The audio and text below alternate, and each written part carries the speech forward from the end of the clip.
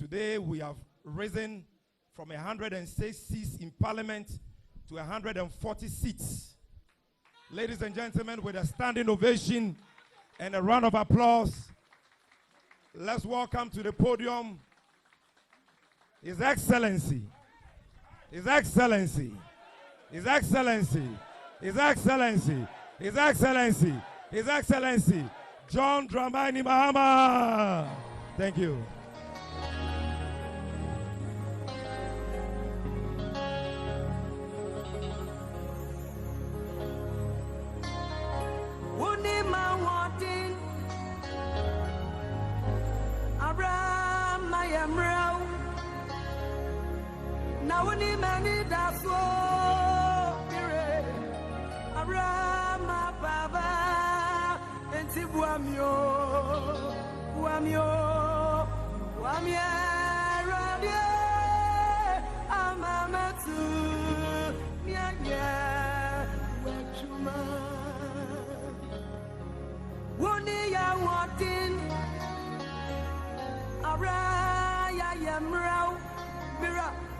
Now it's not funny, I need that soul. I'll be right, Papa. Oh, and tip why I know, why I know, I'm a yes, yeah, let you man.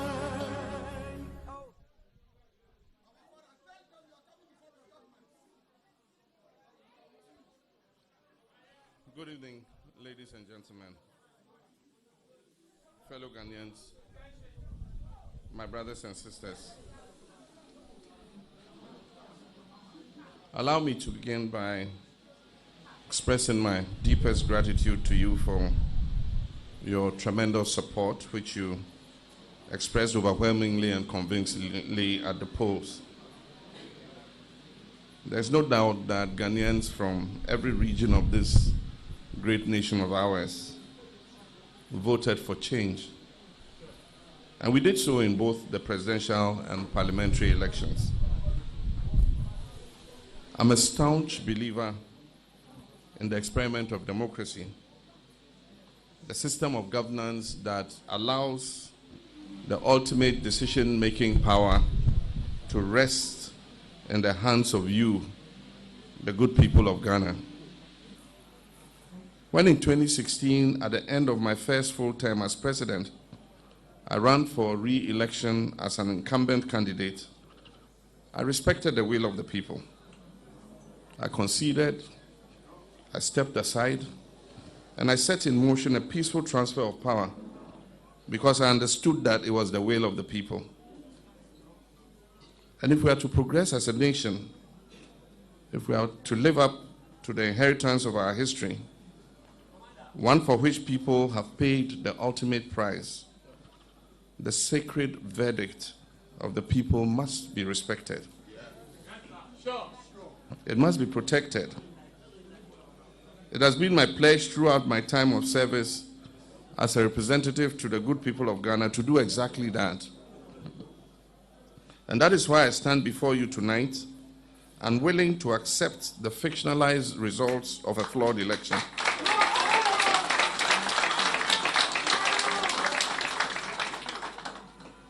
My brothers and sisters, it is important to remember that the government that is in power controls all of the state resources and oversees all of the state's institutions. The line he treads between his loyalty to the power that is held by the people and by his own desire to hold on to power can be a very thin one indeed. We went into the 2020 presidential and parliamentary elections with assurances from the Electoral Commission and the relevant state actors that it will be conducted in an atmosphere free from fear and that it will be fair, transparent, and credible. Unfortunately, that has not been the case.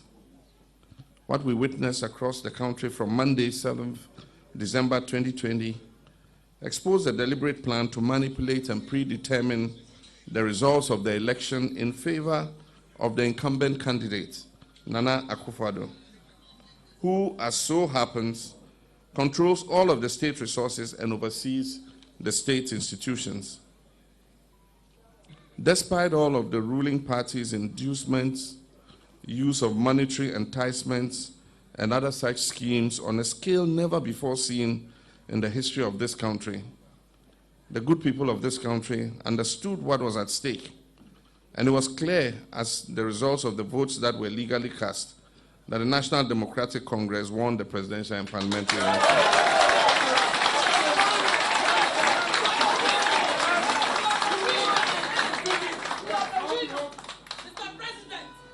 No amount of trickery, sleight of hand, or obfuscation will erase that reality.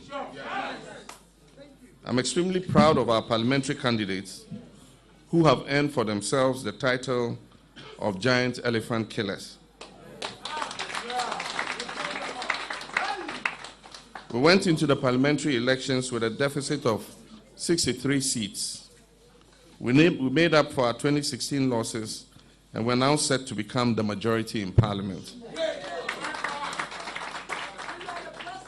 This historic feat, after only one term, demonstrates the strength of our great party and the strength of the mandate given to us by the good people of Ghana to lead. In respect of the presidential elections, the facts and figures available to us from pink sheets and other evidence that has unfolded across the country indicate that numerous steps have been taken to manipulate the results of the election in favor of the incumbent. This calls into question the credibility of one of our most important institutional pillars of democracy, the Electoral Commission.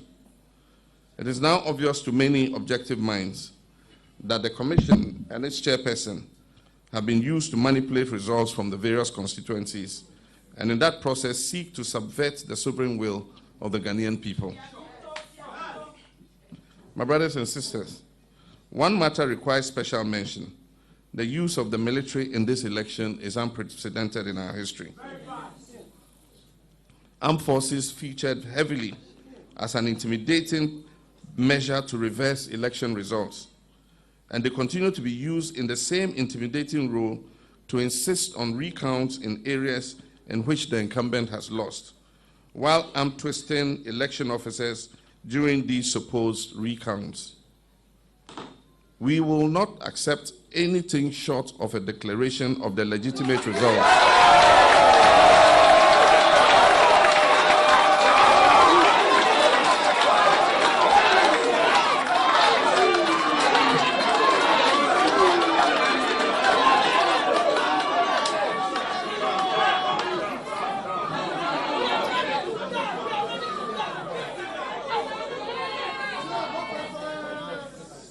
I said we will not accept anything short of a declaration of the legitimate results which point to an NDC parliamentary majority. My brothers and sisters, advisedly since the inception of the Fourth Republic, final election results have always been declared within a 72-hour period to allow for thorough and diligent collation. Surprisingly, this Electoral Commission chairperson announced quite suspiciously, and for reasons known to her, a hurried 24-hour deadline, which, as we all know, could not and would not be met. The chairperson of the EC, in less than 24 hours after her declaration, has admitted that she made unacceptable errors which go to the heart of the entire electoral process and cast deep doubt on the credibility of the announced outcome. As has been announced by my party, the National Democratic Congress, we are unable to accept the outcome of the election as declared by the Electoral Commission chairperson, Mrs. Jean Mensa. These results are flawed and discredited. When it comes to the parliamentary election, the NDC won a working majority of 140 seats. In Fictitious, the results were declared without the content of one ballot box being counted. The parties had agreed that an issue of alleged overvoting should be referred to the collation center to be resolved. That ballot box mysteriously disappeared en route to the collation center. Nevertheless, results were declared in favor of the NPP candidate. In Upper Gentry West, the EC official deferred the declaration of the results because of alleged death threats. The results favor the NDC candidate, as has been confirmed earlier today. In Sene West, a ballot box was snatched and the culprit was apprehended. The seal of the NPP must have become dislodged in the ensuing scuffle with the culprit. That of the NDC and the Electoral Commission remained intact. However, NPP would not allow the contents of the ballot box to be counted and added to the lot because it would obviously favor the NDC. In Techiman South, the NDC won quite clearly, but for whatever unknown reasons, the military was invited. In the ensuing melee, 2 people were shot and killed by the military. 8 persons were injured and hospitalized. A 3rd person, who was one of those hospitalized from gunshot injuries, has now been pronounced dead. These are three Ghanaians who wanted nothing more than for their country to fulfill its promise of democracy and ended up losing their lives at the hands of the military that is meant to safeguard their rights as citizens. They include Abdallah Ayarik, 18 years of age only, and Tajuddin Al-Hassan, 39 years of age.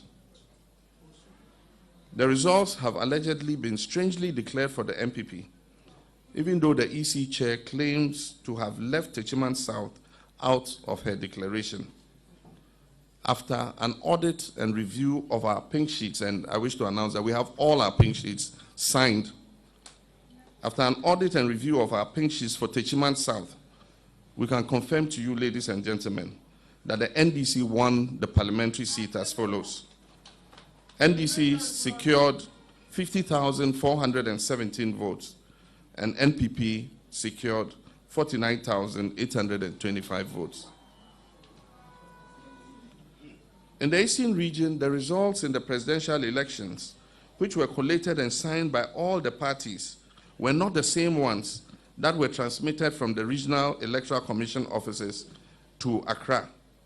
The padded figures have since been exposed. The Ashanti region provides fundamental problems that require further investigation and a full electoral forensic audit.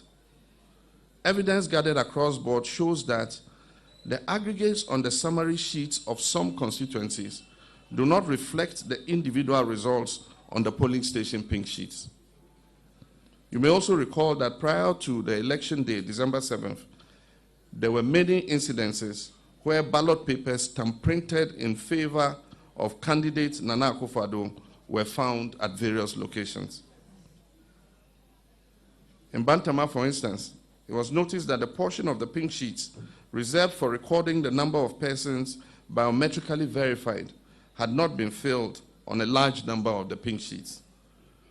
When our agent requested for the biometric machine to confirm the recorded results, they were denied access, with the explanation that they were recorded in a book, to which they were also denied access. My brothers and sisters, these are serious issues, ones that attack the very foundation of our democracy and our rights as citizens of this sovereign nation to elect our representatives and to have a say in who leads our government.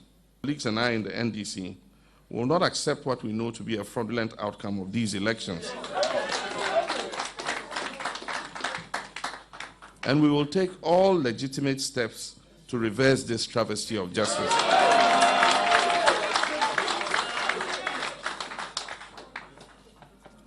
Finally, let me assure our teeming supporters and the millions of Ghanaians who voted for change, the change which has been stolen in a real stolen verdict, that we're beefing up capacity in the constituencies where the ruling MPP is seeking to overturn our parliamentary victories already chalked. We're also deploying additional crack teams of lawyers and senior party officials to support these constituencies that are under siege. Also, in order not to leave any further infractions unaccounted for, the NDC will continue its meticulous audit of all the presidential pink sheets to ensure that the verdict of the people is upheld. These steps will surely lead to our next line of actions within the constraints of our democratic governance process, and all legitimate options are on the table.